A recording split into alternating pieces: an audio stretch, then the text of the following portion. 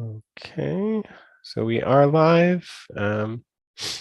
We still got a minute till 5:30, and hopefully Jessica will join us, but otherwise not really expecting much.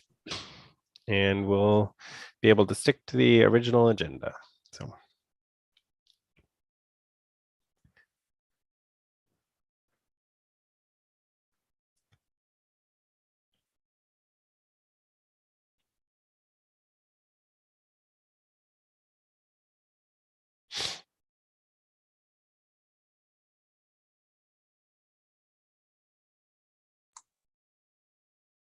I just messaged Jessica. Okay.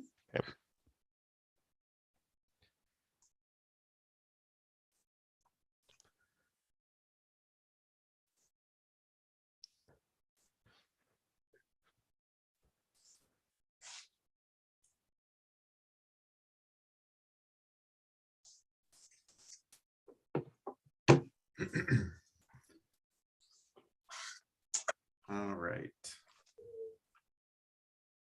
Well, good evening, everyone. It says 5:30 on my computer. And I had my little foam hammer up last time, but I don't know where I put it. So no hammer tonight. However, I will now call to order the May 19th meeting of the Salem Historic Landmarks Commission. Will the recorder please take roll call? Commissioner Cottingham? Here. Commissioner Fuller? Here. Commissioner Holton? Here. Commissioner Inman? Here. Commissioner McGlinty-Timbrook? Present. Commissioner Mulvihill? Here. Commissioner Zimmerman? Here. Commissioner Ponce is absent, and Commissioner Kurtman is currently absent. I will note when she arrives. We have quorum. Thank you. The commission will now hear any testimony from the public concerning items not on the agenda. Is there anyone who is wishing to speak at this time? We do not have any members of the public present. All right. Seeing none and having no one submit anything before, we will now consider the approval of the minutes from the April 21st, 2022 meeting. Which everyone should have received in your packet. So may I please have a motion to approve the minutes? I'll move to approve the minutes from April 21st, 2022. I'll second it. Okay, Commissioner Timbrook moves, Commissioner Zimmerman seconds. Did anybody have any corrections or comments or edits? I will abstain. I was not present. Okay. And also I see that Jessica Kurtman joined us. Welcome.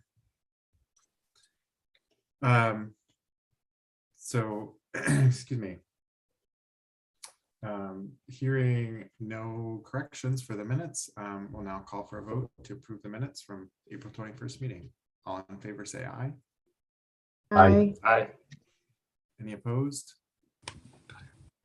Abstain. And Commissioner Inman abstain. Mulvihill abstains as well. Excellent. All right, motion passes. So as I think everyone knows, we do not have any public hearings tonight, which is great because this is the meeting where we're going to be discussing our awards and our photo contest. So it's great that we have more time to do that. So moving to the agenda, move to our action items. The first of which is Historic Preservation Month Awards. Kimberly? Great, thank you. Give me a second. So I'm going to give you a presentation of staff recommendations for the awards. And just so you know, this is your opportunity to nominate anyone else we haven't mentioned, discuss amongst yourselves. This is not the final. So even though it looks pretty final, it's not. And I'm starting off first with the chair award. So Carol, I'm putting you on the spot. We did discuss this a bit, but our first recommendation is for Tracy to get the award for her work on the National Register nomination for the Civic Center. That was quite a lot of work that she did, but also ironically, her work as chair. So I'm going to just go through. Well, what do you want me to do? I can go through everything, or I can go through each at a time. Carol, this is your decision, right? So I don't think this is one that everyone discusses. So are you comfortable with that? Yeah, I'm comfortable with that. And I would say that also just for everyone here, since this is an action item, we will still be following some of the rules, but it's not as structured as when we have public hearings.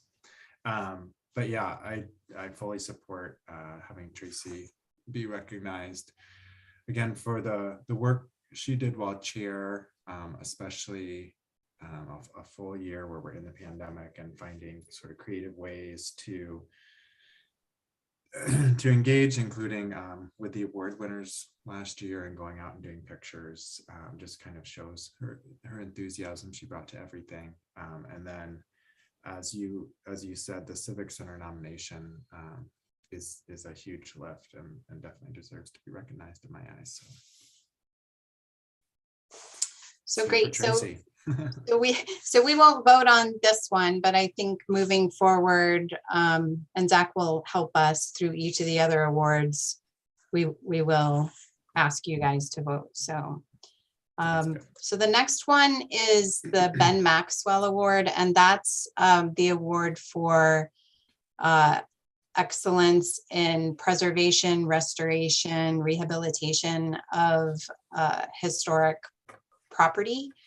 So to kind of get things started, I wanted to give you an overview of all of our cases last year. So you have I know it's hard to tell just from a spreadsheet, but we had a total of 32 cases last year. And I know you're just like this year, you guys aren't seeing a lot of type 3 major cases because of the way our code changed. We're doing a lot more administrative. So just to give you some kind of context, the cases are down, but we're starting to see them go up. This year, we just assigned our 17th case. Last year, at the same time, we just assigned our 10th case. The previous year, altogether in 2020, we had 33 cases altogether. We had 50 in 2019, 38 in 2018, 45 in 2017. So it kind of goes all. So this gives you a sense of where we're at. And the two I'm going to share with you for consideration for the Ben Maxwell this evening are the 466 Court Street Northeast, and which is a commercial property, and the 296 14th Street Northeast, which is a residential. So I'm going to take those one at a time. So the this first one is I don't know if you all remember, it wasn't that long ago. This was the kitchen on court. So Kurt Renfro, Troy Batson, Bernard Malherbe, and Jim Vu. And what they did that's really unique, I don't know if you've had a chance to see it, is they have displayed their transom windows. If you recall, that was a condition from your decision that they be stored so that if anybody if the future owner or if they wanted to put them back into the primary facade, that they would be intact. So instead of storing them in the basement, which I think was originally what they were wanting to do, they've actually created a display and an interpretive panel so people can see them, which I think is very cool. The second one is for residential. And if you recall, Connie Strong, she's been before the commission multiple times. She actually began this restoration back in 2014 when the picture on the top is how it looked when she first purchased it, and the picture on the bottom is how it looks today. So she's been doing some pretty remarkable work. with this. So what I'm going to do, I think, is stop sharing for just a minute so that you can have an opportunity to talk amongst yourselves. And then I can share again if you need to see anything like the list or look at pictures again. I'll turn it back over to you, Carol.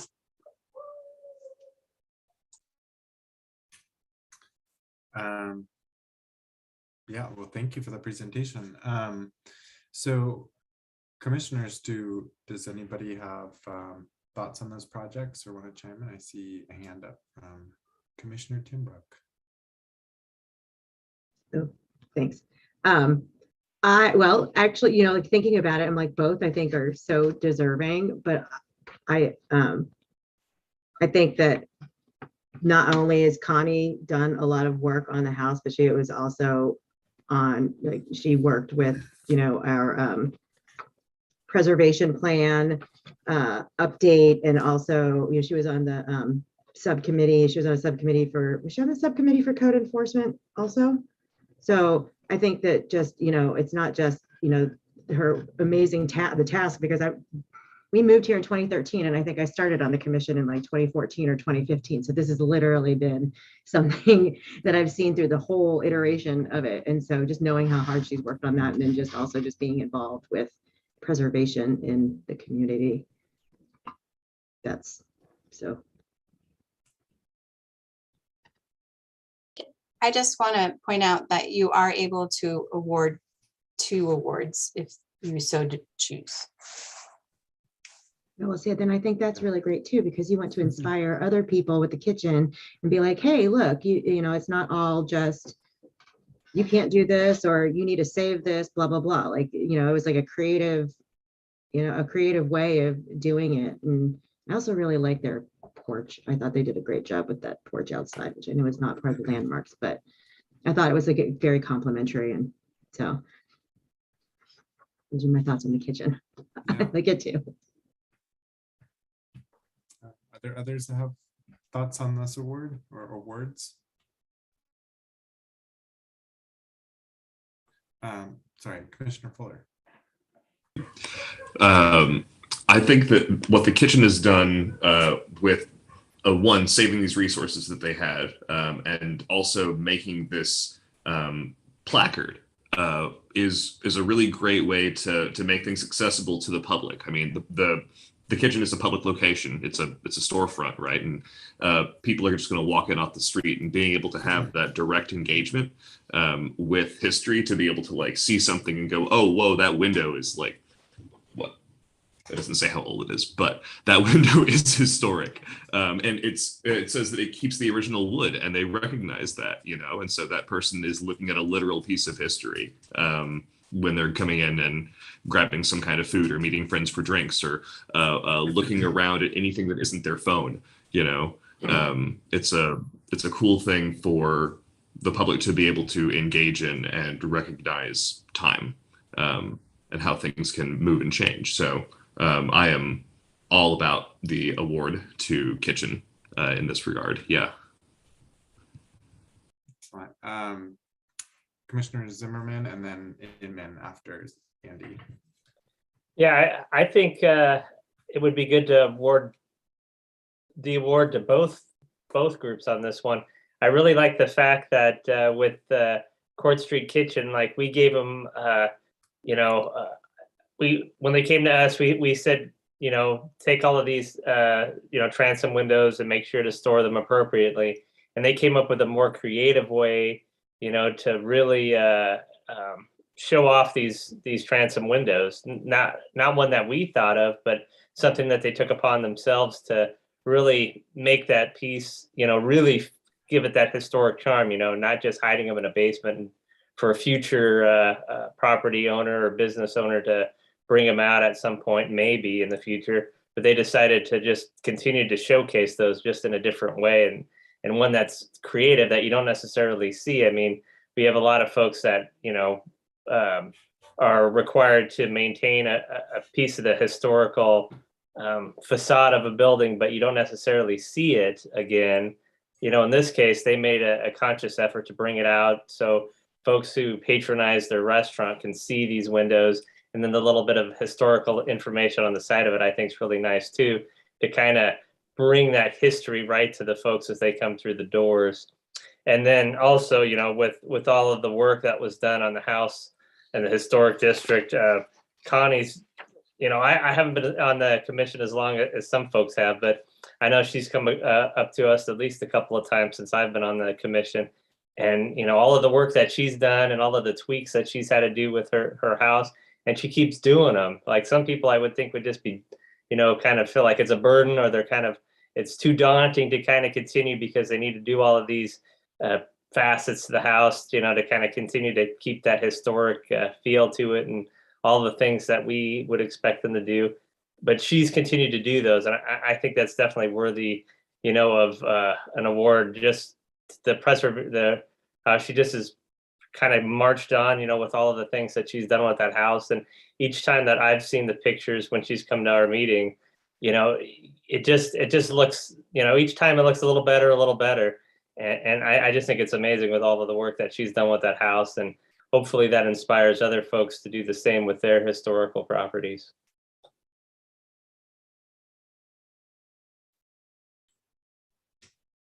Juliana. Yes, I really like the idea of awarding both projects, because one is a commercial project and one is a residential project. They're both in, you know, really important and different National Register districts. And I, as a resident of one of those districts, I really appreciate the work that Connie has done to get other people enthused about restoration. Well said. David? I have a little slight bias here in that when Connie first came to town, she contacted me to look at this house before she purchased it. And so I saw this house before, you know, she bought it, and but her enthusiasm when she saw it and touring the home, and her ideas of how to preserve it and the methods that she used in preserving that home were above and beyond what most people do. Knowing that not only the exterior of the house was important, but the interior of the house was equally important. So, and to see this completed, well, near completion, it probably will never be complete in her mind, is real testament to her and her vision before she even bought the house. So again, I think that's a great example of a residential project that we should be supporting. The commercial building, I think we asked them to number the windows and to store them and to do all that, to photograph them. But of course, they went above and beyond that as a design element to capture that inside. And I think that creativity is something that we look for. How do you take history and display it versus how do you take the history and put it in a basement? So again, I just compliment both of them on their vision. And again, I think we should recognize that in both. Well said.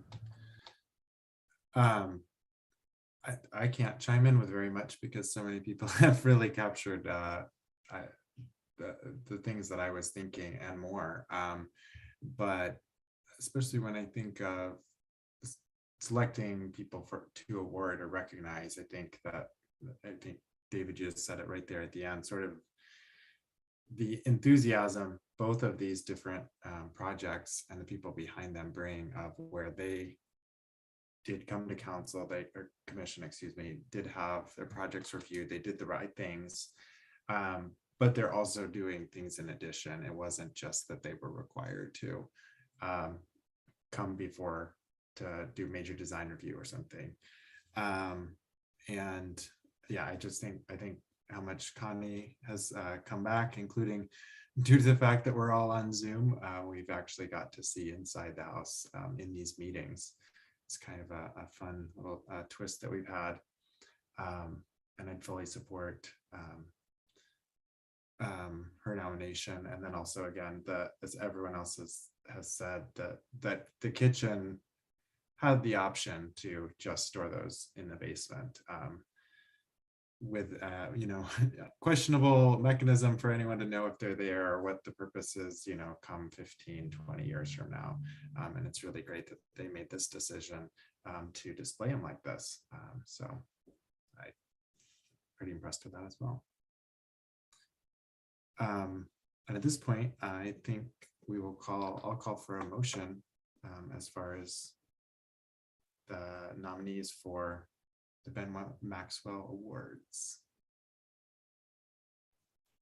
I'll Assuming move that's the right I'll thing to do. move to make a motion to have the Ben Maxwell Commercial Award go to the kitchen and the Ben Maxwell Residential Award go to Connie Strong.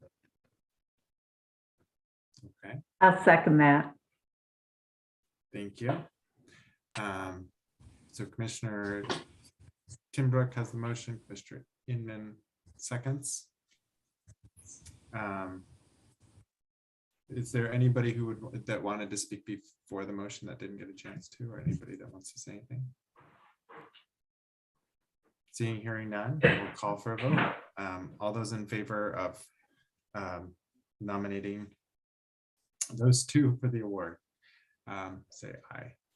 Aye. Aye. Aye. Any opposed? All right. Motion passes. Congratulations. Well, you guys made that easy. Huh. Okay, so now we're going to move on to the Virginia Green Award.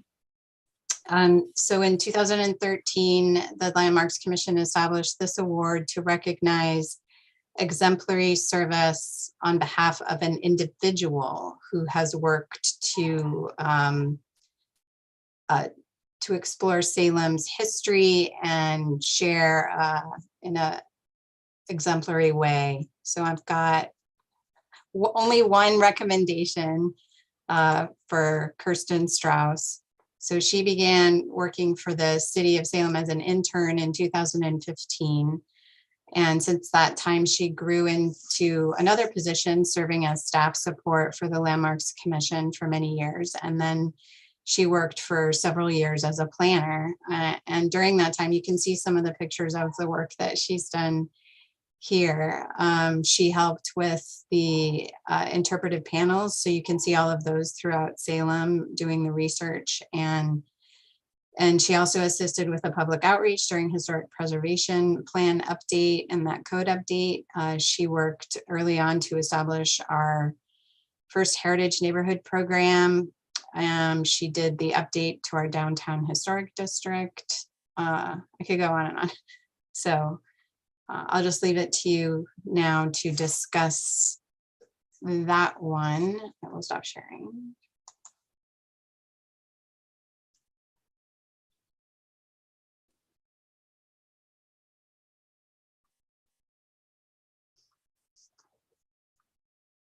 Sorry, my mouse was not responding there to unmute.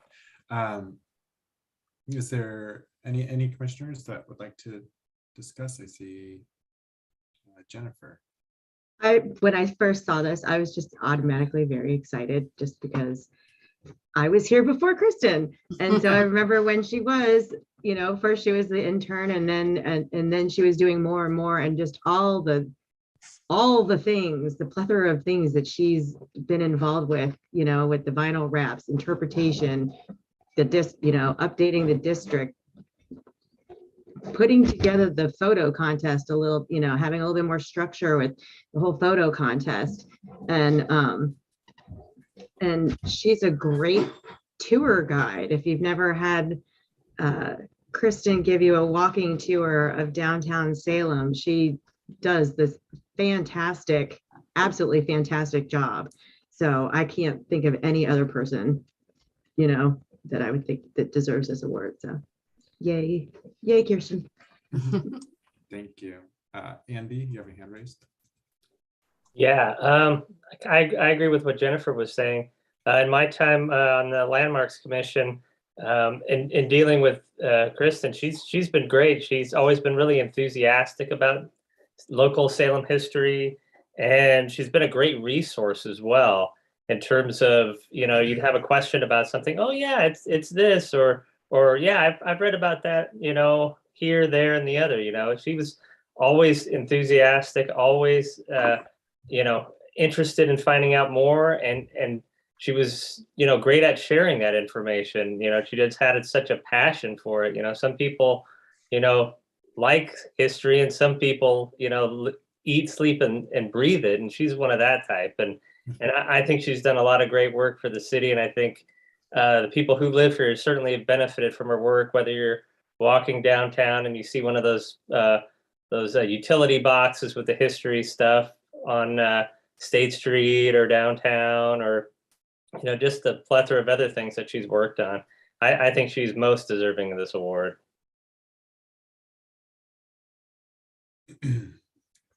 Yeah, I would agree with all of that. Again, I think, and anyone who's been on commission for enough years to have worked with her, or things that she's worked on, have even pointing out like the work on things like the photo contest. It's just been, it's amazing work. And again, going above and beyond. And one of my favorite things is definitely the vinyl wraps on the boxes. As somebody who's already drawn to like being interested in, being an advocate of where I live, being interested in historic resources and all that kind of stuff wherever I go, it's the sort of thing that if that was there when I was moving here or looking at Salem or visiting Salem, and I'd see it, I'd be like, oh, this is really cool. Like, this isn't just like some boring fuddy-duddy type typical sign, which I read those too, but this is something like, this city's actually doing some cool stuff with their cultural resource programs or history, or whoever put this here in front of me. So I love that project, and I think it's really a great example of sort of what Kirsten brought to everything she does. So if there are any other comments, chime in. Otherwise, do we have a motion for the Virginia Green Award? I'll move, Carol, to give the Virginia Green Award to Kirsten Strauss. I'll second. All in favor? Aye. Aye. Hi. Aye. Any opposed? All right. Congratulations.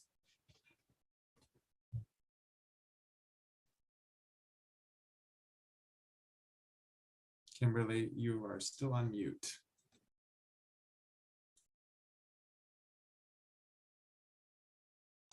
Sorry, I'll just keep talking and you can't hear me. Everyone has to do it at least once.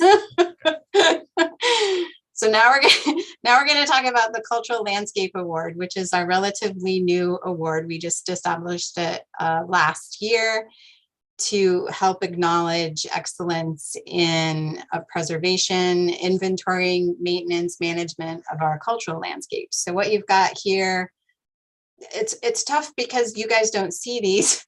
These are all of the cases that we did last year, so I won't go through all of them. There's one that you are very familiar with, and I will. I don't know what happened to my screen here. That's the Bushes Pasture Park and Deepwood Estates Cultural Landscape Management Plan. So I think that the team that put this together, beginning with city staff, Patricia Farrell, who happened to retire just a few weeks ago, along with the great team, Paul Agramus, Lori Matthews, Robert Melnick, Kanini Pariso from Willamette CRA, they did just a wonderful job in the identification, preservation, and management of the cultural landscape that is Bush Pasture Park. That will really help us for many years to come in managing that that park. And that's what I'm recommending tonight. So I'm gonna stop sharing again and let you guys discuss.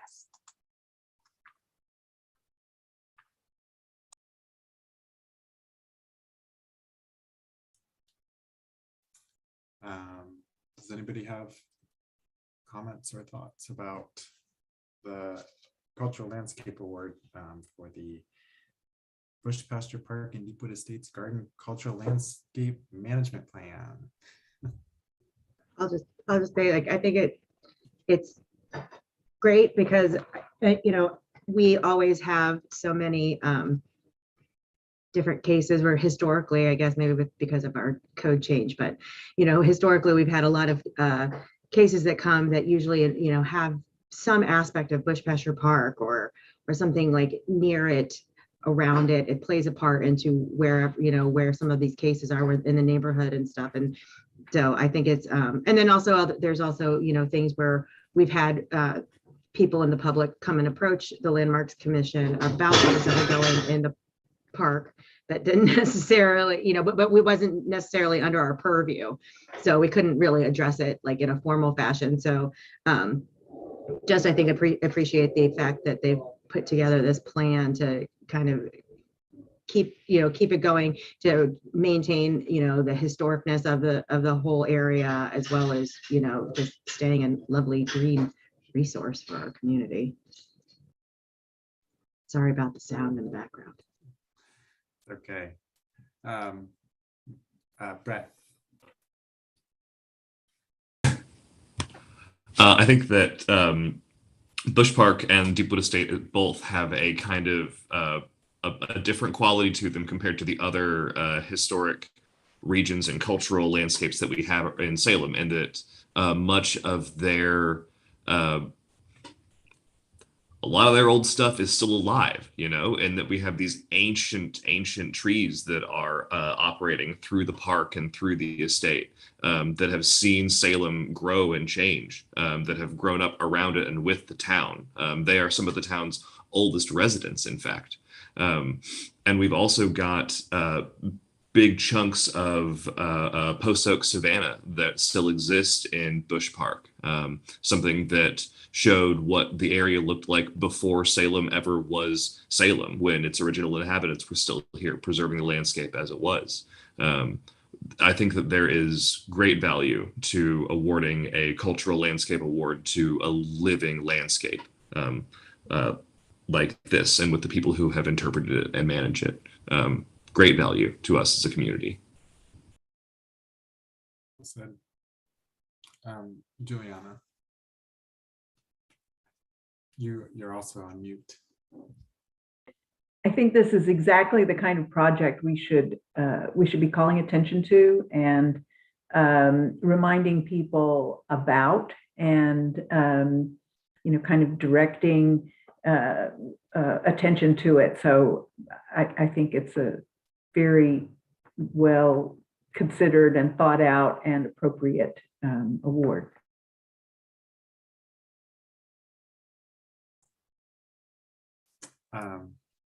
Again, I don't have a lot to add without repeating what others have said, but I agree that just the resources that are there at the park and Deepwood and Gardens are all incredible. And then that, as somebody who, with the commission, also being on some of the committees with that management plan, I think that it really presents a nice long-term approach, and thinking about how it's a cultural landscape and a historic resource, but also that it's very much a vibrant, still active place and a landscape that's being used by the city in kind of a growing nature. And so I I really appreciate seeing that and thinking in that way as somebody who sees historic preservation and those values as something that is both recognizing historic resources, but really thinking about the context of how they add to our communities and how they move forward. So.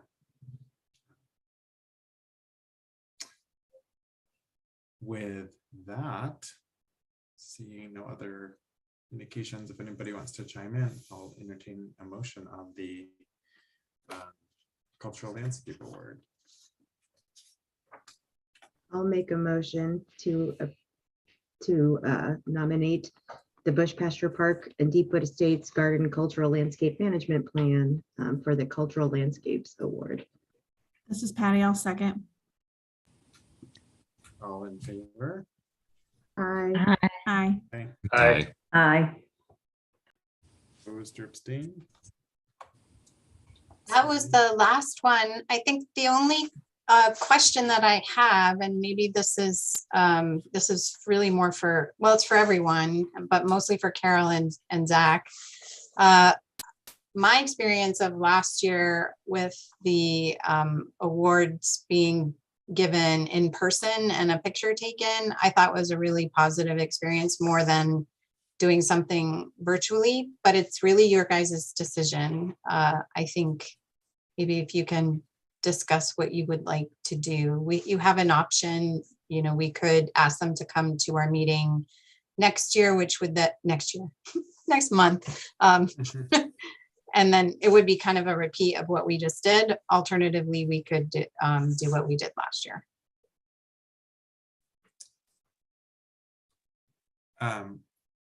So I'll chime in that as to also just sort of, if we were having in-person meetings, we would have done kind of what you described in the past, that we would have the awards and then award winners would come to the meeting and say nice things and take pictures and do all that sort of thing. And then what we did as of last year was having, it was Tracy, and did you go, Kim, too, or was it just Yeah, Tracy, or I was it tried to go Ken? when I could, but it was primarily Zach who took a picture, and it was the chair handing the recipient the award, and then Zach taking a picture. And so I'll just say on the purely on the logistical front or anything like that, I'm certainly open and happy to do that. I think that it's kind of cool. I think there's more, it's more meaningful than just joining Zoom. And I'm happy to do it, but I also be open to any other direction.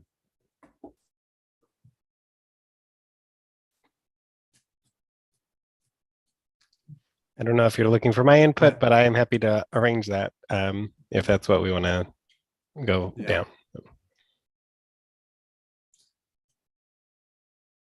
Yeah, I think we just want a consensus if maybe everybody go. There doesn't need to be. It just seems like logistically, I think it seems nice, and we're transitioning from I know, what are we? to what are we, like, where are we? And I think that people appreciate that we don't always have to do things in person in that sense. So like just the time factor of people coming to the meeting and going through there, I could think that logistically, like, it's better to do that. And then we can do like a bit, we can do like a more group, in a newsletter or an interactive something of just like, look at all of our award winners. I just think that probably is more sound. Yeah, that sounds good. Does anybody have any concerns? I don't see any indication. Okay. So then, let's plan on doing that. Probably Zach help, but we will coordinate. We'll try to coordinate that between now and next meeting, I guess. Okay. Time frame, and then that will also allow us to highlight in the newsletter, as well as we can recognize them elsewhere as needed. Excellent. Sounds good. All right. This, I think, closes out our Preservation Month Awards action item and moves us to the photo contest. Yep, I'll go ahead. Or Zach? Yep, that's all I was gonna ask is take over. okay, will do. So at our last meeting, I discussed this a little bit, but we only received, we were open to submissions in both adult and youth categories, but we only received submissions in the adult category. So we have fewer categories to go through this time. Everyone did do the preliminary voting. So all of you submitted your preferences, and in each category, we did have a top two. Some of them were tighter races than others, but we'll go through those. So the way that this one will work is I'll present to you the top two in each category. You should have gotten an Excel list of this in your email last week with the staff reports. But we'll just go through the top two. I'll do a roll call vote, and we will take everyone's vote for the top two. You, of course, can have discussion before we do that. But for our first category, we have historic exteriors. And we have Bush House Winter Snow and Ticonderoga #2 are the two top photos. They had 3 and 4 votes between the 9 commissioners, and then there were 2 other votes that just that were for other photos. Did I say 2 and 3 or 3 and 4? I don't know. But these are the top 2. So this is the top 2 that you have to decide from tonight. If anyone wants to switch their vote from earlier, you are welcome to. But we will only be voting and discussing these 2. And I'll turn it over to you, Carol, for discussion of these 2, but I'll leave them on the screen so that you can see them while you're discussing.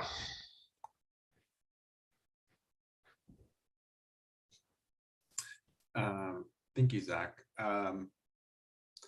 So just to clarify, for my sake as much as anyone, so we have an opportunity to discuss these photos as we wish, and then we will be voting between these 2 in a roll call vote.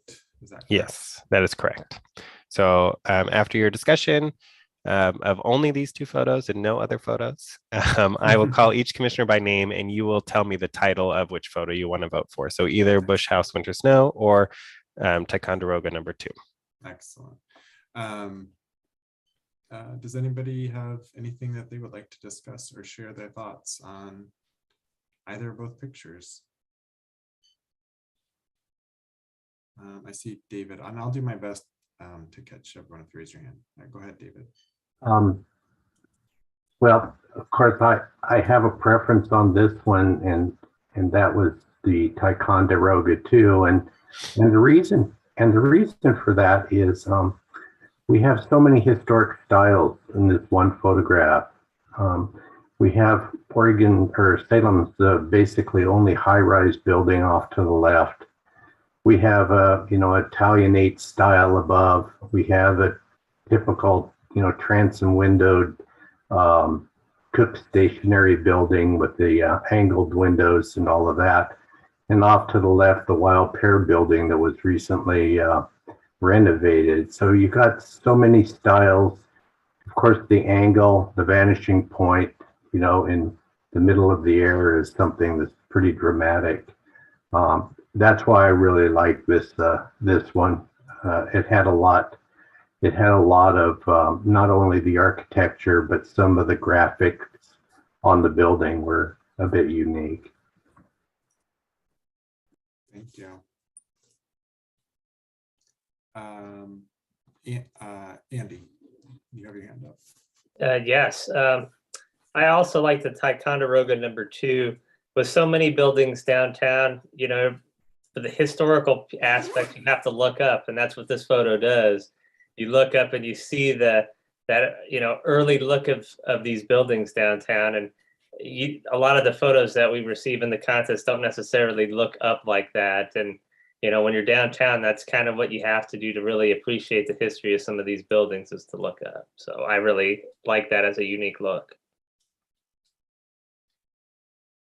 Thank you. Are there others who have anything they would like to comment or share before we vote between these two pictures? I'll just chime in with Andy. Well, actually Andy and David, but those for some odd reason, like I've always loved this building. It's one of those things I'm always surprised that we've never seen it before our commission. Like, I don't know, there's just something about it that I've just always really liked this building, but I've always been a proponent of like telling people, especially people in like urban settings, is to always look up, because you don't always see what is right in front of you, like the historic, the beauty of it. And there's just so much that, when people are walking, they're looking at their phones or they're looking at the sidewalk or talking and they just see what's right in front of their face, and they don't see how beautiful, these buildings are, even in their, function as being like a commercial building and stuff. And so I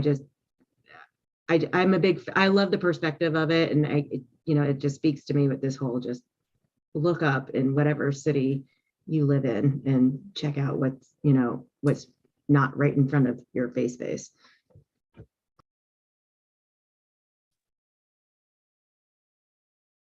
Thank you.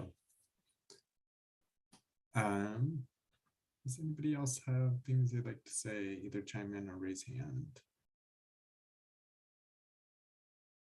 I'm sure I'll say this a couple times tonight, but I'm just always glad to see how many, from voting on all of them, from the initial ones that were sent to us, how many different things we've gotten. And we always get some pictures of some of the same subjects, but there's always new things that pop up. So I know that I like that, and I also just like the different times of year and different seasons and the things that it walks us through. So it's good to have tough choices like this. And Commissioner Mulvihill was raising her hand. Oh, Patty. I'm fine, obviously, with the Ticonderoga, that's fine. The reason I had just picked the Bush's house was, quite frankly, just the impact that I know this can sometimes be controversial, believe climate change is happening. My guess is that was a historic snowfall when that picture was taken, which wasn't perhaps particularly prevalent when the structure itself was built. And I think it was kind of a nice shadow of where we've been and where we are now, which I don't normally like to pick photos that we constantly see, but I'm imagining that level of snowfall was not common when that structure was built.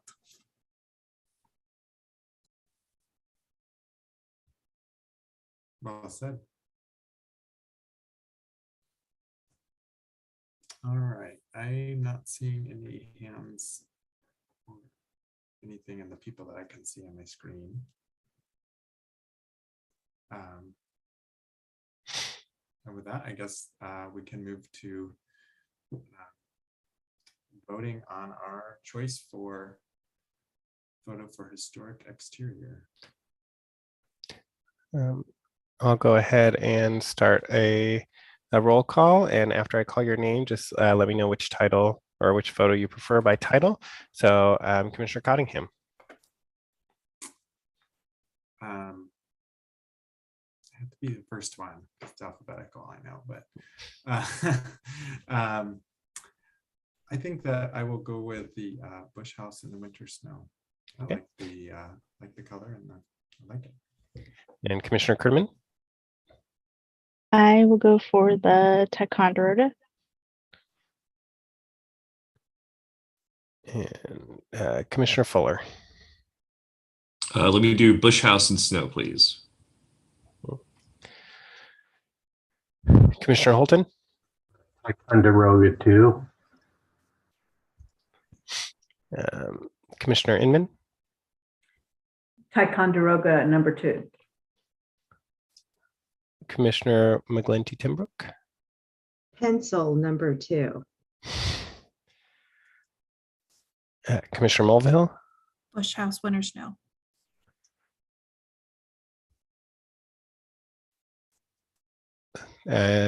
Commissioner Ponce is absent, so Commissioner Zimmerman. I will also go with the Ticonderoga #2. But I guess for accuracy's sake, shouldn't we just, instead of saying bush house winter snow, we should say deep wood winter snow? The photographer has titled it Bush House. I Hmm, recognize that okay. that is not the house You're that right. it is. So I did stick with even any photo that had anything incorrect. I left it exactly as the photographer indicated, because there were, I think, 3 that either had a incorrect description or a wrong title of whatever they were taking a photo of. So Yeah. Could we just maybe add a little note under, next to it, the Historic Landmarks Commission recognizes this as, Deepwood or something, because I can imagine some people seeing the photos and saying, wow, they don't know that one's Deepwood. That's not Bush House, maybe just something like that to respect the photographer's title, but also to acknowledge that it's incorrect in terms of what it actually is. Yeah. yes, I can put that in the notes. And I think before having any of these in the newsletter or anything like that, I mean, we could also talk to the photographers about it too, if they wanted to change it.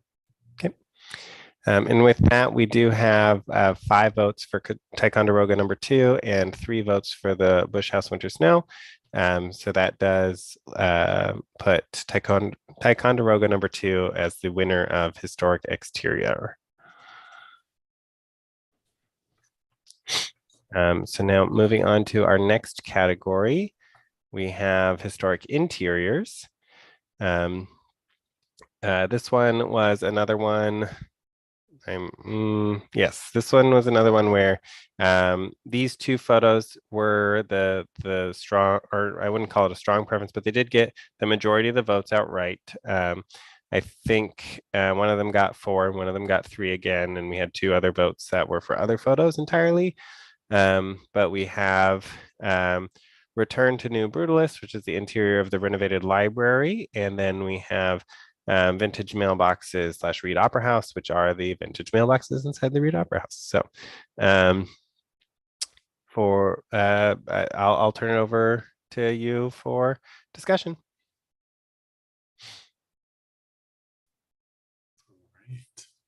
All right. Thank you, Zach.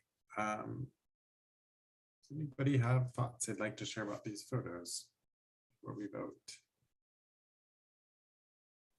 They're so vastly different. It makes it really hard. And I liked them both for, their individual qualities. Like I love this old vintage mailbox thing. Like I remember being little and I would see if I saw stuff like, I'm gonna go and play with the little knobs and stuff. But then at the same time, like I'm excited about the nomination for, the Civic Center, and the library is part of that in a way, like, and it's very, it's modern. And I think it's important as a historic landmarks commission too, to also recognize and inform people that, history also includes modern history and modern architecture, and and brutalism and things like that don't always get the love that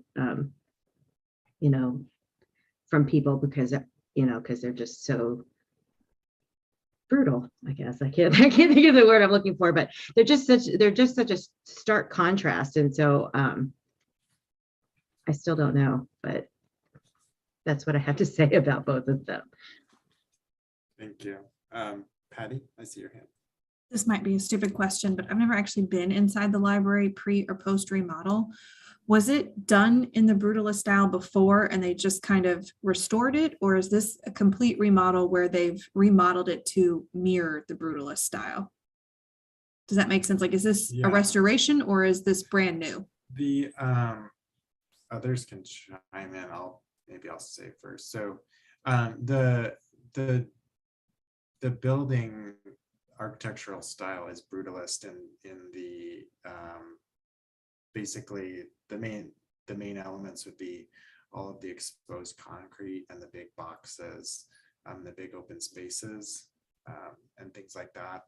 And so none of that really changed. None of the design elements like that changed specifically.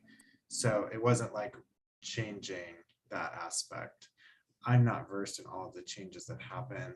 Of course, there was seismic and some elements like that, but I believe there was also some opening up of things that had been to make things a little bit brighter and open, but not really changing the fundamental. The brutalist part would be in the original design, which is still coming through. I can That's my jump take. Go ahead. if you, sorry, I can jump in if that helps. So this did go through a SHPO review for the, it's a rehabilitation for seismic improvements. And so to offset the impact of the, and there were exterior, some changes, which you can see by the change in the concrete color on the exterior for seismic retrofitting. They installed these really big walls and took out some features on the exterior, but to offset that, they opened up, as Carol mentioned, the interior, so you can experience more of that impact of the open spaces and the brutalist architecture. So it met the criteria for the Secretary of the Interiors. Juliana, I see your hand. Yeah. The two photographs are pretty striking in that they're both this grid that repeats, a very rigid grid design that repeats. And in the library building, you see that massive waffle slab in the ceiling. And speaking of retrofitting, I would just guess that the area around the top of the column is where retrofitting occurred. Just my structural guess is that the moment connection was weak at the tops of the columns where they connected to the slab. That's pretty typical of concrete structures of that era. So this photograph, in a way, encapsulates the original brutalist style design, and then the retrofit to make it safe. And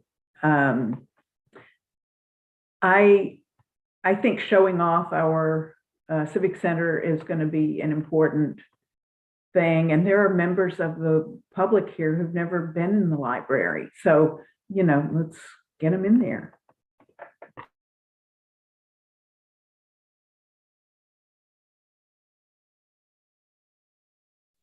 Thank you. Are there others who would have thoughts or things they'd like to share on choosing between these photos? Again, I think like everyone, it's striking out. They have those similarities, like as Juliana pointed out, but that they both represent very different times. I'm not seeing any hands or anybody trying to unmute. So Zach, I think we're ready to vote. Great. And I believe you know what's going to happen. So Commissioner Cottingham, what's your, what are you voting for? I'm voting for return to the new brutalist. Okay. Commissioner Kerneman? I'm voting for return to new brutalist. Commissioner Fuller? I too am voting return to the new brutalist. Commissioner Holton? Yes, I'm voting for the new brutalist. Commissioner Inman?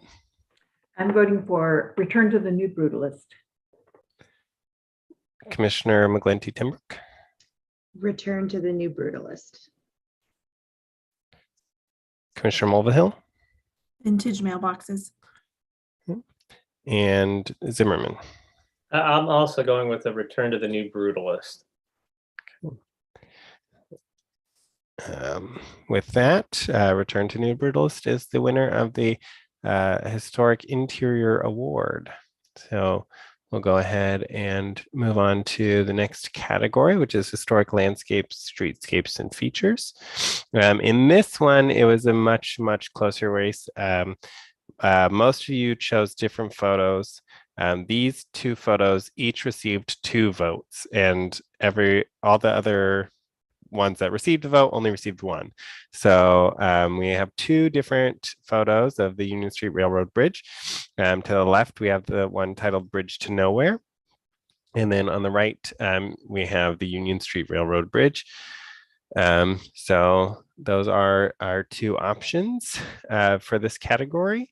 And I'll turn it over to you for discussion. Thank you, Zach. And again, I'll just open up the floor to see if there's anybody who wants to share their thoughts on these 2 pictures of the same bridge.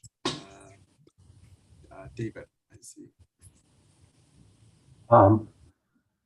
Yeah, I prefer the one above, the Union Street Railroad Bridge, the gray.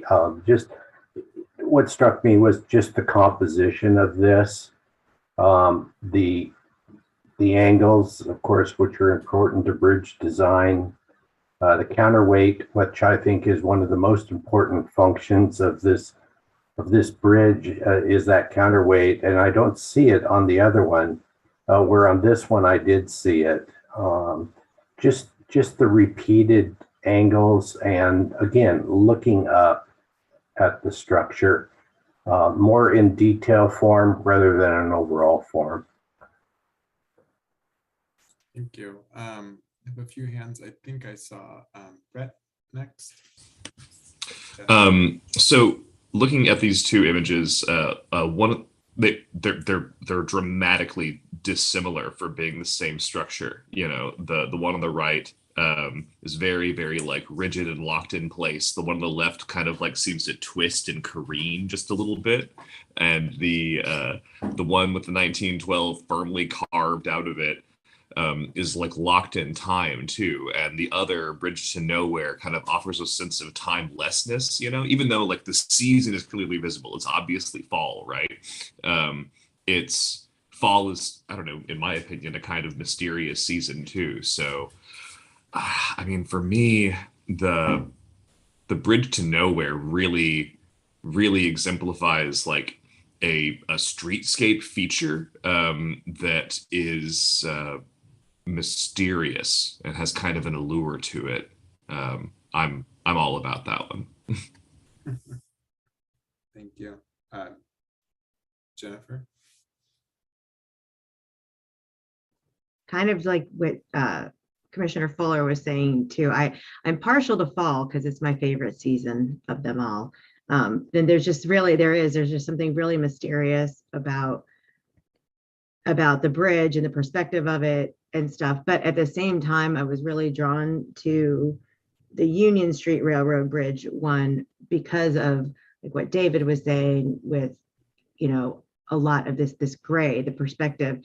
And there's a lot of, you know, repetitiveness of like geometric patterns. There's, you know, it's like a whole slew of triangles. There's triangles everywhere. And I don't know, I guess maybe also because I've been on the commission for a really long time. And so there's always, you know, we do often have pictures of the bridge, but I think I liked the perspective of the 1912 standing out and the geometric patterns.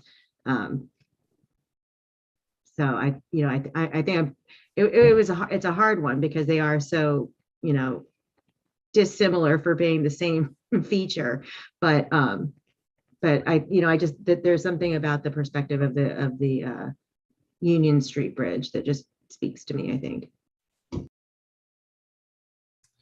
I think we have Andy and then Juliana.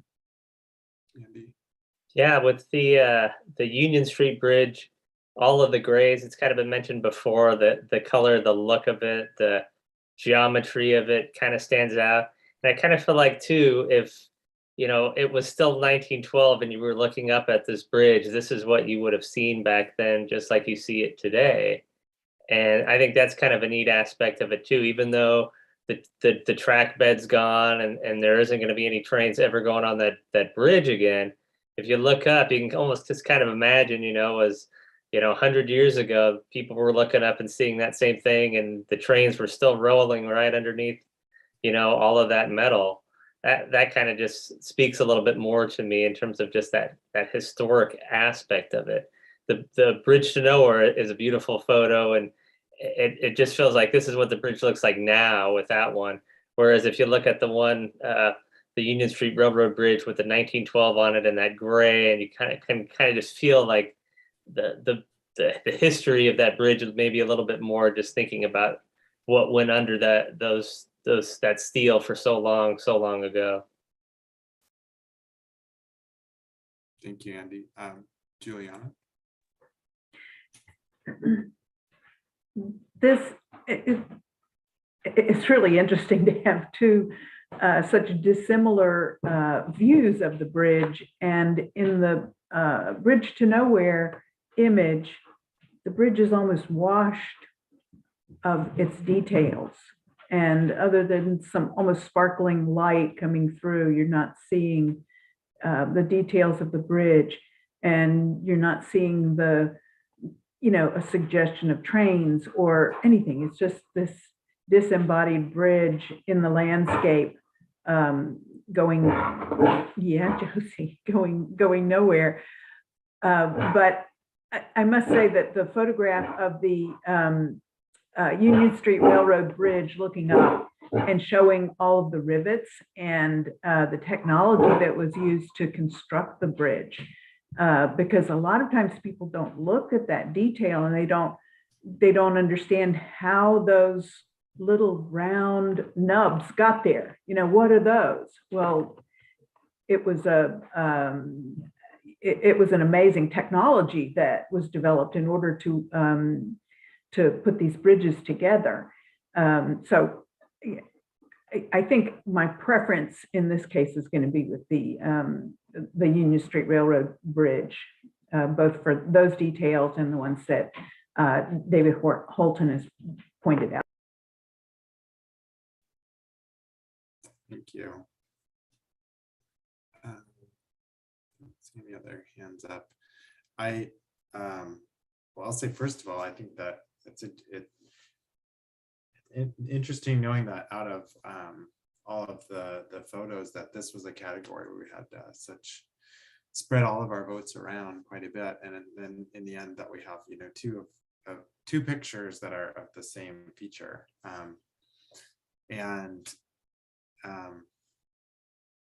yeah, it's really, they both bring a lot of perspective.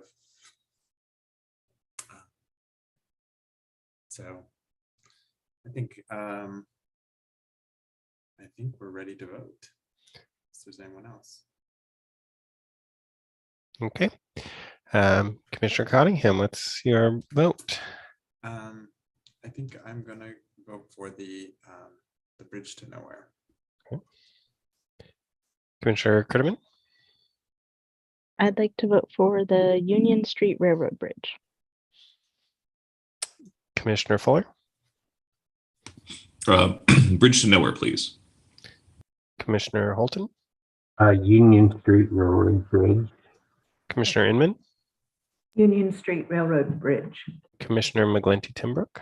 Union Street Railroad Bridge. Commissioner Mulvihill?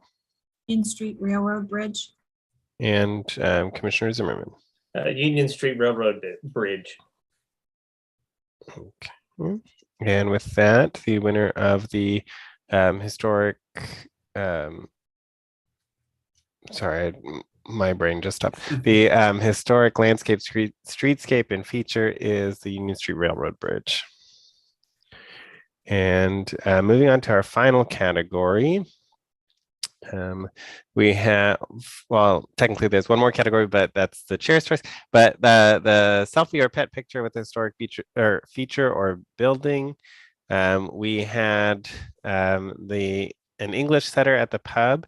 It did receive 8 votes, and then one commissioner did vote not to award a photo or to award a photo in this category, but this is the winner so far, unless you all decide to change and not award a photo. So I'll turn it over to you. Thank you, Zach. Yeah. Are there any comments or thoughts about this? It's just a really cute puppy. Yeah, of course. Yeah, I'll say that I know, actually back to recognizing Kirsten, I think that the selfie, I think that it was with her that we first talked about sort of having the selfie category.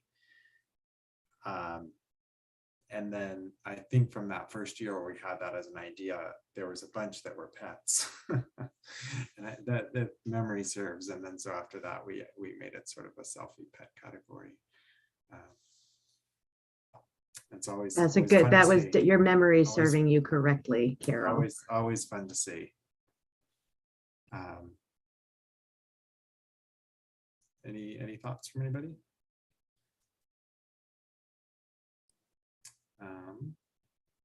Oh, Juliana. It'll be a good ad for McMenamins. Yeah. It's true. Oh, Andy, you have your hand up.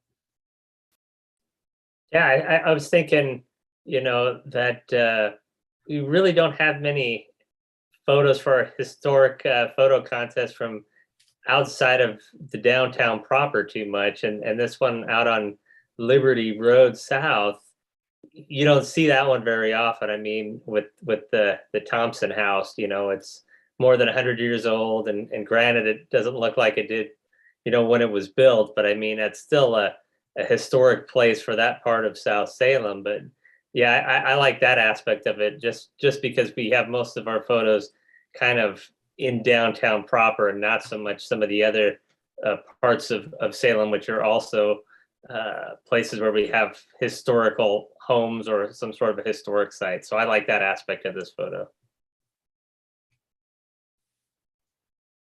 I agree. There should be some more love. There's, it's harder once you get further south of the downtown, but right on with like what Andy said. We don't, there's not enough. And no, it's not, looking exactly like what it was before, but at the same time, it's like a really great example of adaptive reuse. I mean, so they've taken this and they've converted it into this brewery and public house. And, so I like that it has the representation that, I think that the South Salem place needs. Excellent.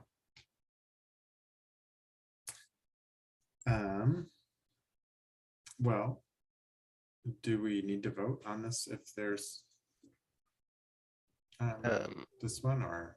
So last year, what we did when there was only one photo is that we called for a motion.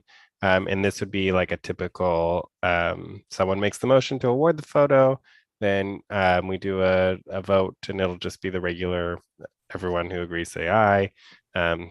So this won't be a roll call vote, but we do require a vote. Well, I will call for a motion on the selfie pet pick. I move that we award the selfie pet picture with historic building or feature to the photograph entitled "An English Setter at the Pub."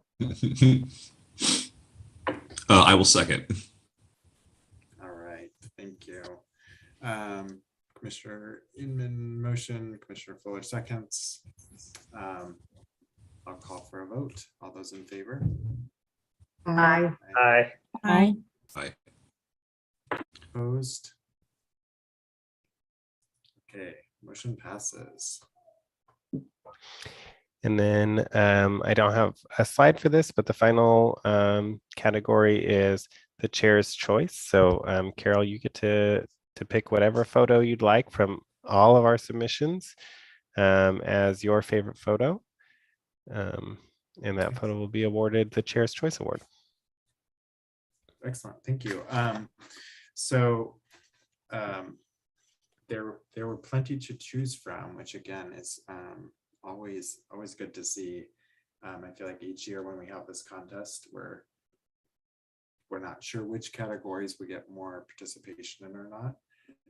But I was really happy that just to see how many we got, and as I mentioned earlier, also the different locations that we see. We always see some of the reoccurring places, as well as new ones. For the chair choice, I'm going to pick the Deepwood House in Snow. So you threw me off because you said about being Bush House earlier, Andy. The photo that was called Bush House in Snow we saw in the historic exteriors. I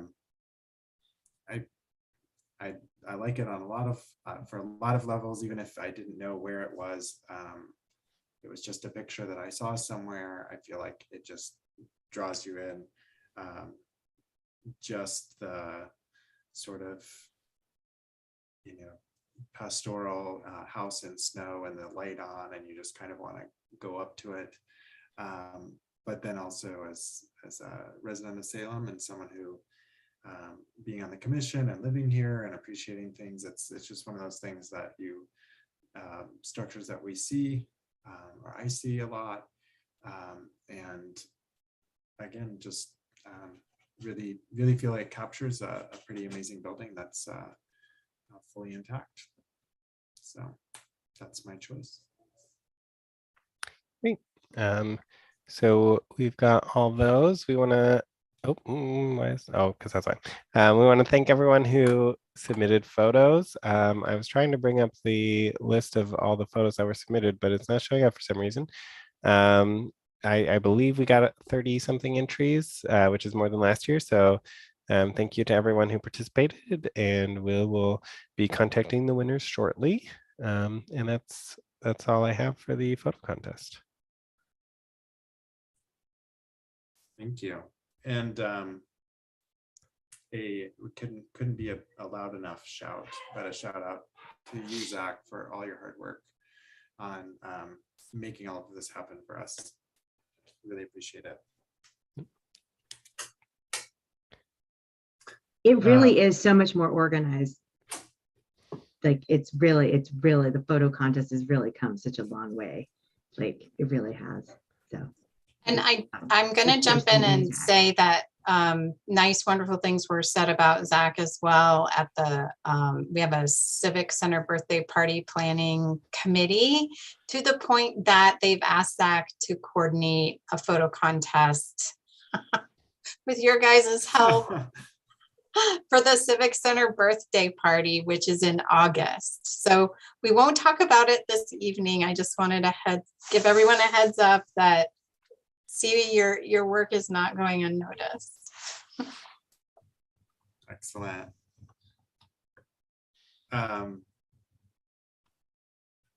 that was our second action item. Going back to our agenda here, which brings us now to discussion items for tonight. And the first discussion item is the Historic Preservation Month proclamation. Everyone should have received that in their packet. I think I can just chime in. I don't think I need to turn over to staff. So the proclamation, the mayor read at the city council meeting last week, I think it was. It's hard to remember the date. And I don't have it right here on front of me. There it is. On the 9th, so I guess that would be 2 weeks ago. Right. Anyway.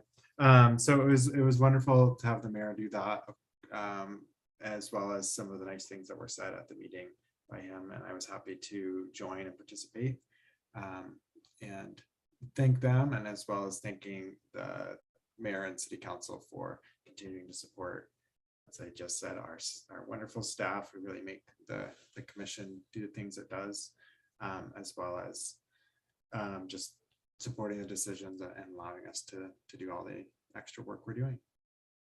So yay.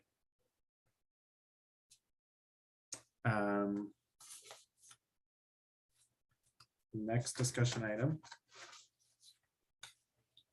is, oops, newsletter check-in. Zach? Okay, so it's time to sign up for homework. So the summer newsletter, which will be coming out late next month. The focus of that is going to be our photo contest. We'd like for everyone to, or not everyone, but whoever is interested in signing up to write about one of the subjects of the photo contest, we would love to have as many people who want to do that. I, of course, will write just a general article about the winners of the competition, but we are not limiting the articles to just the winning features or buildings. It's just any photo subject that was submitted. So I can go ahead and read off the list of those to you all, but if anyone has a subject that they'd like to write about, please let me know. So we've got Deep Wood, we've got the Pioneer Spirit, which is the Golden Man, Capitol Tower, the Reed Opera House, Cook Stationery, the Elsinore, Busch Gardens, Northgate Lanes, the Senate Chambers, the Library, the Grant Theater, the Peter Courtney Bridge into Minto Island, the Union Street Railroad Bridge, the Fairgrounds, the Busch Park Camas, the Busch Park Neighborhood, downtown McMiniman, and then the Bellcrest Memorial Park. So those are all of the subjects of our photos. A few of them had several photos taken of them, but those are the subjects. If anyone would like to snag one of those, I'm hoping to get at least 3, maybe. I got a notion on the rail bridge. If we haven't, it seems like we might have written about the rail bridge before. Please, somebody correct me if I'm. Yes, Andy wrote an article about the railroad bridge last year. Last year, that's what it was. Okay, so maybe let's take that one off then. Like, because my first inclination was we had a bunch on that one, but what else? The library. Is that then the location of Salem's library forever? Like, or was there an original public library elsewhere? There's another question. I'm sure someone else knows more, but this one was constructed in the 70s. And there have been other libraries, but I don't know what kind of libraries they were. Precisely, yeah. So that could be an interesting topic as well. I'm going to mull a little bit. If anybody else has anything else that they note that they're interested in.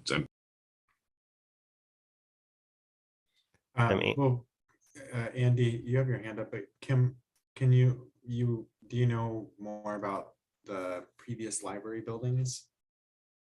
Yeah, we actually have an intern who did a bunch of research about that. And that's going to be turned into an interpretive panel like in the next few months, which is very exciting. So I'm happy to send you that content if you'd like, Brett. It's really interesting.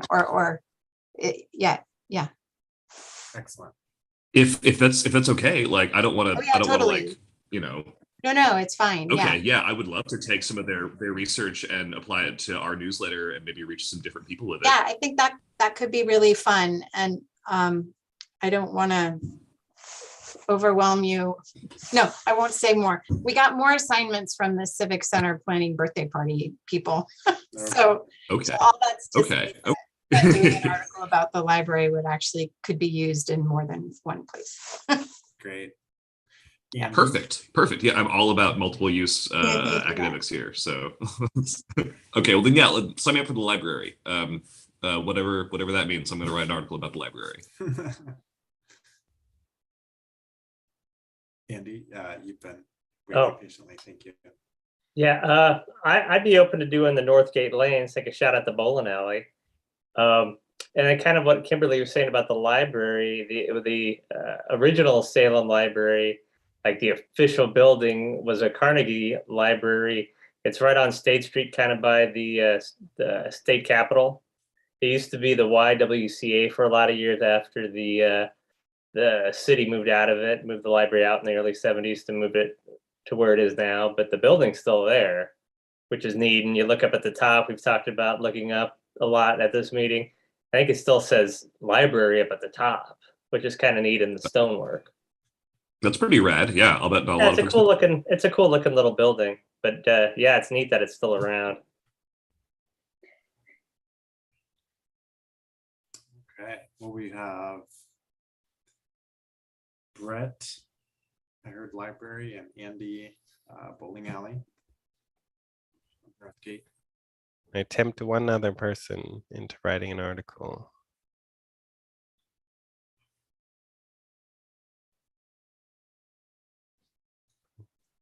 Yeah, I contemplated it, but I have a really busy next month and a half. But maybe I could write something about looking up.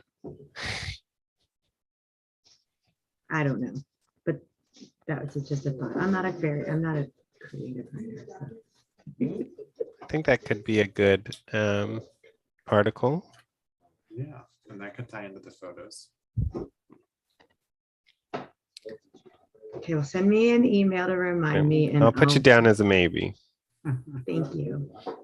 I have a kid graduating in like 2 weeks. It's got a lot going on right now. My brain can't. So that's where we are now. That's all I have for the newsletter, I think. So I'll turn it back over to you. All right, thank you. Next is work plan assignments, updates, and check-in. I know that previously I've called out the photo contest, and that piece as something to always check in on. And so I'll just say that again, everything really came together. So good work, everyone. Are there other work plan items or things that anybody is working on or is going to be working on that they'd like to share out with the group? Has there ever been anything going on with any nomination survey stuff, Kimberly, since my 2 partners in crime are no longer on the commission? So I feel like. Well, actually, yes. So I don't know. I can't remember if you were still on or not. I feel like you never left. So the Highland neighborhood is our newest heritage neighborhood, and we are beginning our next phase with them, which will involve doing a similar kind of survey like you did, Jennifer, in Cessna. And they've got a new updated app, so it's apparently just as cool as the last one, which was, what was that one called? Collector, Arc Info Collector. Yeah, it's Arc Collector. Arc Collector. And this one is called Field Maps, which Juliana and, Steve's not here, for our enforcement follow-up work, we can use it for that as well. And we had an intern test it out for a small section of the Highland neighborhood, and it works really well. So I was actually going to wait till you guys finish sharing all your stuff before asking for volunteers for new stuff. But yes, that is one of the things we need volunteers for. So if you're able to help with that, we've actually been able to get some additional help from another long-range planner, Austin Ross, who's going to be helping with that project. So I think he's going to come to our next HLC meeting to talk more in earnest and do the hard ask for volunteers from HLC. So you get to think about it a little bit. So yeah, and then, well, there's more, but I think that's the short version for the survey question. And Carol, I'll let you ask everyone else, and I have kind of a short list of things to share about the Civic Center birthday after everyone's done. And these would be new assignments. Yeah, excuse me. So are there other items? I know we had an update on enforcement, which is usually Steve, I think, right? No, somebody else.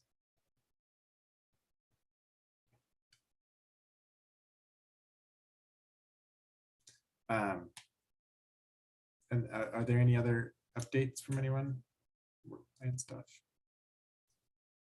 David, did you find a big pot of money? A secret, huge, enormous pot of money. I threw it in that hole that was at the Family Heritage Center. Oh, well, okay, gotta go find it. You'll leave me clues.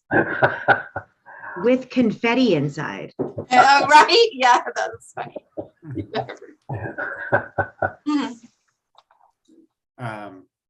And Andy, is there anything from the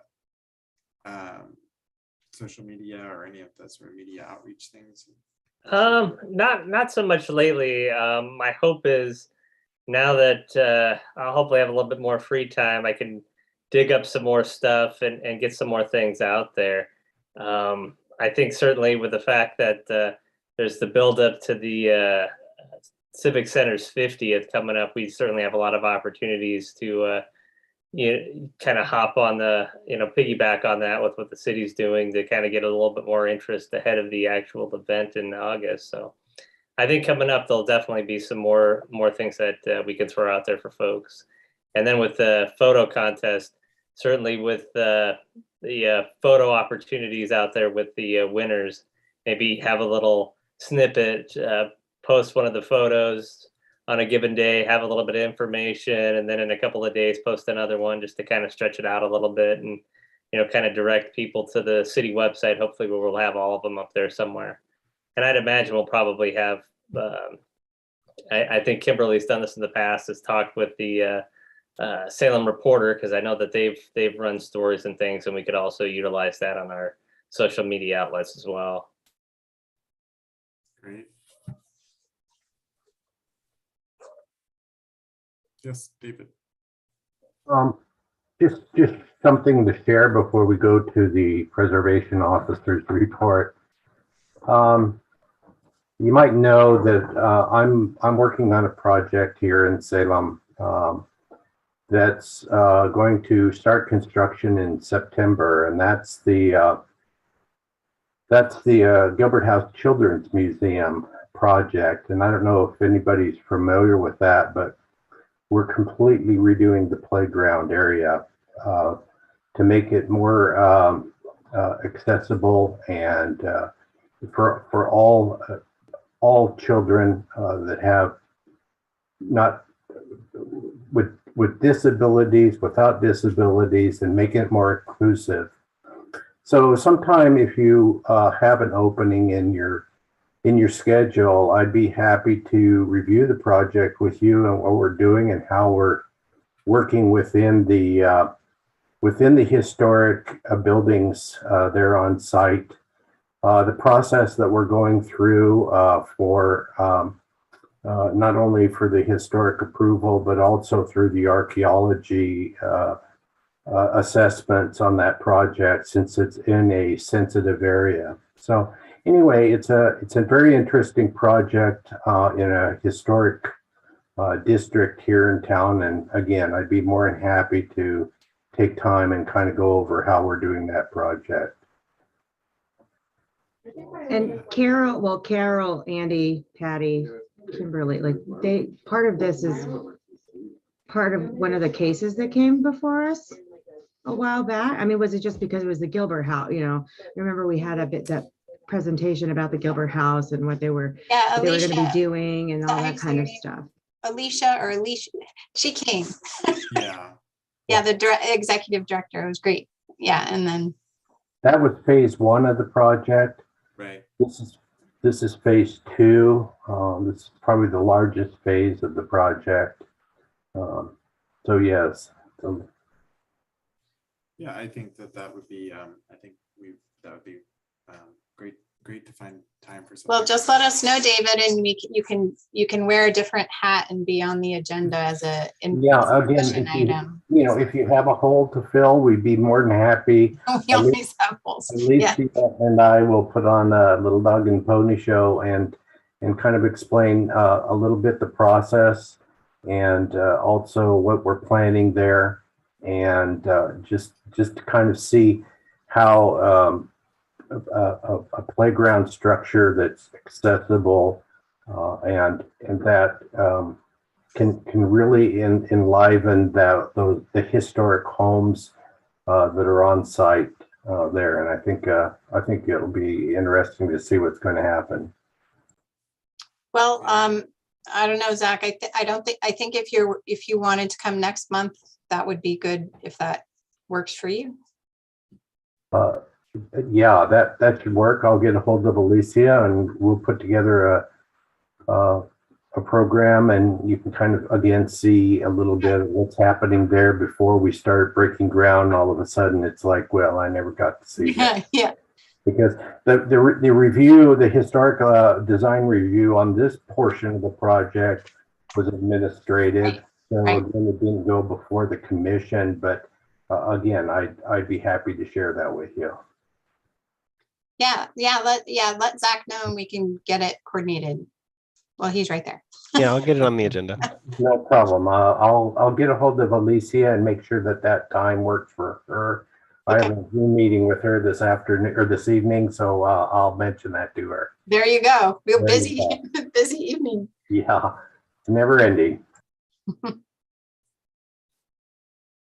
thank you, David. I look forward to that. Well, I will now call for the Historic Preservation Officer report. Well, thank you. I'll try to be brief. I have one bit of information to share about archaeological rulemaking. I don't know if many of you on the commission want to participate in the public comment piece of it. I've written a letter. They are taking public comment next Wednesday on the 25th at 6 p.m. via Zoom. There's information we can send you if you're interested. I can share a whole lot about this if you want to talk through it. I'm staring at you, Jessica, but you can't see. Yeah. I have some concerns about the rules that they're changing. I was part of the rulemaking advisory committee, but I'm noting what my concerns are, and they're running through the process. So if you are interested in participating, and I think Patty, I sent you a letter at one point, and I mean, I know you're super busy. I don't know if it would help for me to follow up with anybody from your group. I'm happy to do that. Yeah, so if you can, I forwarded it, I'll be honest. So the person who would normally handle it, Kimberly, was on parental leave. And so I gave it to the person covering for them. So I think I don't want to say they didn't give it their full effort, but they were juggling two jobs. So if you have something updated, the housing lobbyist is back from maternity leave.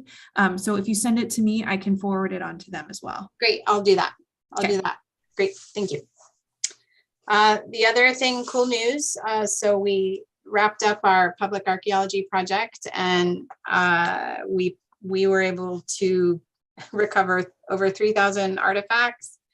We had 60 volunteers donate over 1,600 volunteer hours, which is our largest number yet. And Zach, I forgot to ask you about t-shirts, but we'll talk about that later. Zach, t-shirts, everyone who participated, and thank you, Jessica. You were there. So, I mean, you did great work. I was very happy to be able to work with you. And I know you all came to the site. Well, most of you did. So you got to see some of it, but we're going to be coming back next year.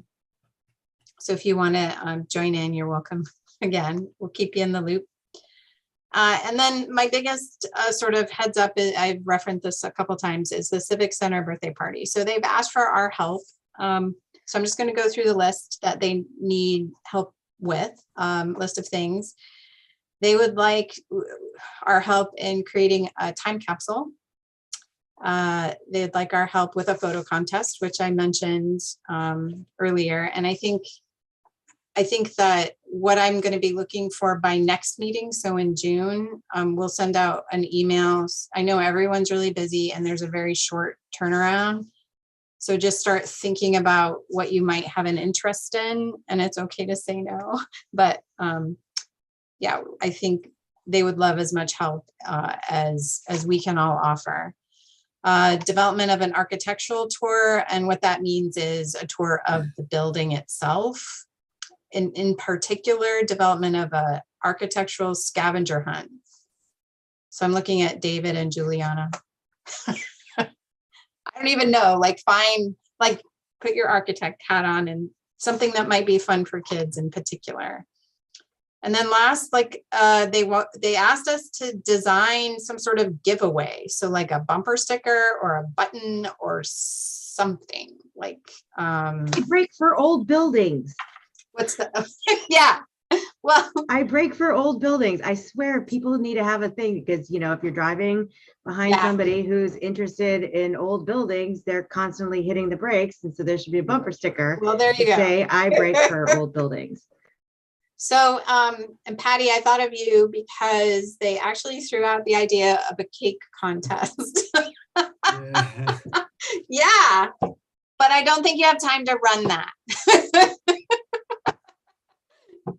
Gingerbread. It could be No, gingerbread. In the last 45 minutes when normal operating office is supposed to be done, I've had 5 texts that said, can you please call me? So Oh no, my I don't God, have time to Patty. run a cake contest. I'm sorry. so glad that you were able to spend some time with us. Anyway, that's it. That's enough. We'll be following up with an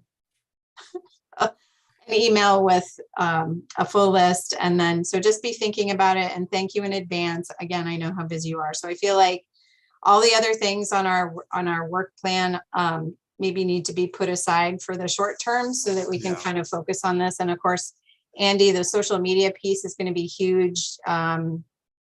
We have our communications team who's already developed a hashtag, which I've completely forgotten. Terrible. When's, you said it's in August? Yeah, August 18th. So I feel like we don't have very much time to do any of this. But the good news is, like, you know, the photo contest is a bit of a finely oiled machine. And I think the things to think about for that are, you know, sort of what content, like do you want to only have pictures of the Civic Center and have it be that simple with similar categories or not? Like, be thinking about that. I think the whole site and the campus is important, and the context for the buildings. And there's this 60s, 70s utopian, like in the Asian democracies that built, you know, Chandigarh and these Corbusier and Louis Kahn buildings. So there's just the setting and the context is kind People of could important. maybe do some pretty cool things, but I think we need to kind of hit the ground running with this because, again, we don't have a whole lot of time. So There are a lot of brutalist architecture fans on Twitter. that's great. So maybe think about the parameters for the photo contest, and then Zach, be thinking about like the timeline, because we would have to have, I think, here's what I was thinking is, you know, we would have the contest open in July, and then let me look at the dates. When is our August meeting? If we voted at our, oh, are you kidding me? You guys, our August meeting is on the 18th, which is the day of the celebration. So that would actually work perfectly to vote on the photo contest. Ha. Perfect. But And then I'm we gonna aren't allowed to, then we can't participate. in Well, the that's vote. true. Maybe have the meeting at the Sorry. party. We could. We yeah. could have our meeting in person. I don't know if we'd be allowed to, but wouldn't that be Person fun? in Yeah, we mask, should. outdoors. Yeah, at- they're at gonna the have all party. sorts of things there in person. I feel like we should have our meeting at, well, I Yeah, don't what's know. the legality behind that? Let's Yeah, find out the I'm not legalness sure of about it. that but, part you yet. I don't know. think we can. I don't know. Anyway, Well, I also, digress. So there we are. also we do have, you know, public meetings to adhere to. Oh. But no. But we don't need, that doesn't mean we have to do our voting at our meeting. We could, for That's something- true. For That's something, true. especially we're not making a land use decision. We're picking a photo. So we We could have a special do our meeting. vote. We could do Yeah. our voting electronically at a time on September. Yep. Yeah. Anyway, I'm hoping at some point I'll get to a point where I'm super excited and not just like, oh my gosh, that's a lot to do. So Do commissioners have questions for Historic Preservation Office? Anything else? I have a question about this time capsule. yes. How big is the time capsule? Well, you tell us. No, I don't know. Well, so And where's it gonna go? it's just an idea right now, Carol. Oh, okay. Got it. Okay. You get it's a Who would pay for said time capsule? well, there's funds through the city, and it doesn't have to be. What I think we can do, I can send you a newspaper article that shows they had this immense event in 1972 where they had the National Guard fly in the time capsule, which they actually never buried. There was a logistical problem, but it was quite the impressive display. Yeah, I'm pretty interested in that. Yeah. And it was actually a glass, so it looks a bit like a street light, like the globe. So it was a glass. It was meant to be very modern because it was 1972. And they have it over at the library. I mean, we could use that, or we could use something different. No, I'd be interested in talking about The that. I'm just biggest curious, question like, what is- kind of stuff are we talking about, like, that goes in there? I mean, is it related specifically to the Civic Center? Is it just related to the fact that it's 50 years later, it's 2022? That's a I very mean, good question. You know, like, so what, are people gonna start? They're putting in, looking for you to tell them. Yeah, I think it's. Well, you want like a mask, a COVID test, you know, I mean, there's all sorts of things. Spent That's tear why- gas canister. Tear gas canister, that's why I'm curious, like, what exactly, like, is there a focal point of what is going to go into You get to, said time that's what capsule? they're looking for direction about. Are there extant drawings, physical drawings that could be photographed and reduced and There are that included as a, we have drawings. Yep. Mhm. you know, included in a digital format in the time capsule? Subcommittee, time capsule think- subcommittee. Jeez, you don't have much time. I think the winner of the photo contest, you know. Yeah. Oh, that's a good one. All the winner, like, they're all the photos are from the That's photo the contest prize, and for the photo of whatever the Civic Center photo contest winners. And the winning photo goes in the time capsule. Ooh, there you go. Excellent. Yeah, so if Well, someone lots wants of to- fun this summer. To research what is typically put in a time capsule. I don't know. As the archaeologist, you know, Jessica, we got to think of a good container that will withstand, you know. Oh, it has to be concrete, I think. for can it the- be spring load? Can it be spring loaded with confetti in it? I'm sorry, I just thought that was really Yes. funny. Sorry, I found this funny meme that I sent to my fellow archaeologists that was like, I would love to be buried in the middle of nowhere in a spring-loaded coffin, so that when with confetti inside, so that way when archaeologists way in the future find it, it's gonna pop open. It could be it'd be a big surprise. So Okay, confetti is on the list. Excellent. confetti, yeah. Okay, well, I'll think of things. I went and I watched the time capsule for Leslie Middle School get open. Remember Oh, when we yeah. did? Remember how we did that? I told them that with all the stuff going on at South Salem, that one of my Mhm. coworkers was like, "Oh yeah, we had a time capsule that one time," and so they did that, and they did it over at Leslie, and so I watched it, and it was, you know, a lot of it was just, you know, things that are relevant just to that time, like, you know, so 50 years ago. So, you know, so people did, I mean, you know, like there might be like a gum wrapper of some sort, some just random brand, or, you know, like a newspaper things like that. So I didn't know if there's like. Well, and that, themes again, that's, or- I think that the birthday party committee is looking for direction from this group. For, Okay, well, that's the direction. Do you Yeah. have a theme or are we just focusing They're on 50 years old? Yeah.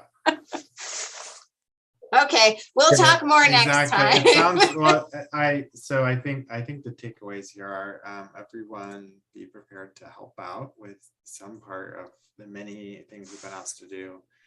And we already have plenty of volunteers for the time capsule. It sounds like. Carol, David, yes. I hate to interrupt. I have another Zoom meeting I have to go to, so I'm going to bid you all good night. No Good worries. night. I Yes. think we're done. Thank you, One David. step ahead. I was just about to try to wrap up so we Thank could you. leave. So yeah, with that, I'll call this meeting to a close. Thank you. Thank you. Camera